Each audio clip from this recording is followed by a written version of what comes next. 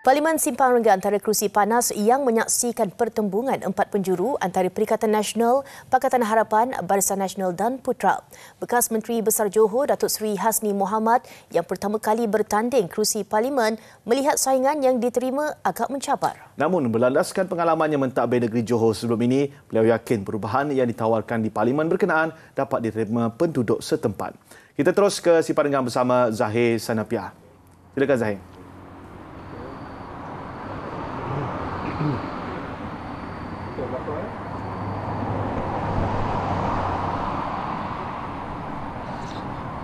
Terima kasih Fatin dan Amirul di sepentas. Dan seperti mana yang telah diwawarkan tadi, saya kini berada di P151 Simpang Renggam di Parlimen Simpang Renggam, di mana pada ketika ini di Simpang Renggam seperti juga di tempat-tempat lain, kempen sedang rancak dijalankan bagi membolehkan setiap calon menemui pengundi di kawasan masing-masing. Dan kalau kita bercakap mengenai Johor ni, rasanya tidak sah kalau kita tidak kalau kita tidak menyebut mengenai arkitek utama yang membolehkan Johor kembali menubuhkan kerajaan negeri dengan 40 kerusi pada pilihan raya negeri baru-baru ini. Jadi bersama-sama saya sekarang adalah pengerusi Badan Perhubungan UMNO Negeri yang juga pengerusi BN Negeri, Datuk Seri Hasni Mohamad, orang yang bertanggungjawab mengembalikan 40 kerusi pada pilihan raya negeri yang lalu.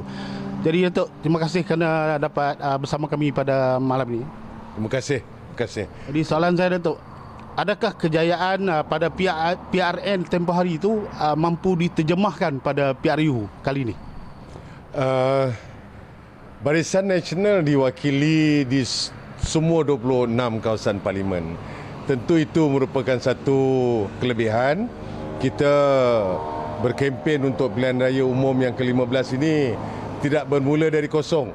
Wakil-wakil kita di setiap parlimen itu mempunyai kekuatan masing-masing, mampu untuk menjawab dan menjelaskan isu-isu yang dibangkitkan sebagai wakil rakyat kerajaan, dan juga sekiranya mereka sebagai exco kerajaan negeri, tentulah itu merupakan nilai tambah kepada kawasan-kawasan parlimen yang berkenaan. Dan ini bererti bahawa itulah faedah dan baiknya bila kita menang besar dalam pilihan raya negeri baru-baru ini. Lebih-lebih lagi di Simpang Renggam ini, 2 DUN, 1 Dewan Undangan Negeri Layang-Layang diwakili oleh Barisan Nasional, menang dengan majoriti yang lebih besar berbanding dengan pilihan raya ke-14, dan juga di DUN Macap, di mana yang berhormat DUN Macap ialah Menteri Besar Johor. Maka itu kawasan parlimen P151 Simpang Renggam ini tentulah amat bertuah. Dalam menghadapi pilihan raya umum kali ini, kita mempunyai ruang dan peluang untuk membawa semangat dan juga wawasan yang amat berhormat Menteri Besar Negeri Johor itu ke kawasan Simpang Renggam ini. Jadi untuk itu mudahlah kita untuk menjelaskan sebarang isu yang berbangkit, sebarang permintaan, permohonan yang diajukan oleh pengundi-pengundi di P151 Simpang Renggam ini. Datuk, semua orang tahu Datuk daripada Pontian bertanding di Simpang Renggam. So setakat ini bagaimana Datuk punya hubungan dengan masyarakat di Simpang Renggam? Kita sekarang ni berada di kawasan yang pesat membangun, di kawasan P151 Simpang Renggam ini. Kawasan yang saya wakili hanya bersebelah sahaja. Jadi dari segi logistiknya, ianya tidak timbul sebarang masalah. Dari segi untuk mendapatkan kerjasama, bukan hanya kenalan kita sebagai orang politik, kita berkawan dengan semua orang, bukan hanya daripada kawasan kita saja. Jadi kawasan jiran tetangga sebelah itu tentunya juga adalah merupakan sebahagian daripada keluarga besar kawasan Dewan Undangan Negeri Benut yang saya wakili dalam pilihan raya yang ke-14.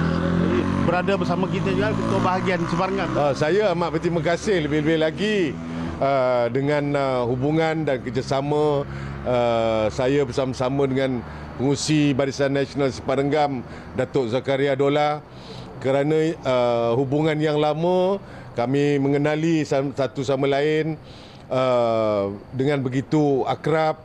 Itu semua adalah merupakan sebagai satu tambahan, sebagai satu kekuatan yang boleh kita bangunkan lagi, perkukuhkan lagi. Jadi apa akhirnya tu apa pesanan untuk warga Simpar Enggam? Musim pilihan raya umum ni semakin banyak kebun-kebun tebu. Jadi kita janganlah terpengaruh dengan janji-janji manis mereka-mereka yang orang kata menanam tebu di tepi bibir ini. Elakkan daripada kita mendapat maklumat-maklumat dan juga berita-berita palsu yang disebarkan ini. Okey, terima kasih Datuk. Jadi sekian dulu laporan saya daripada Sipar Enggam, kembali bersama Amirul dan Fatin di sebentar. Silakan.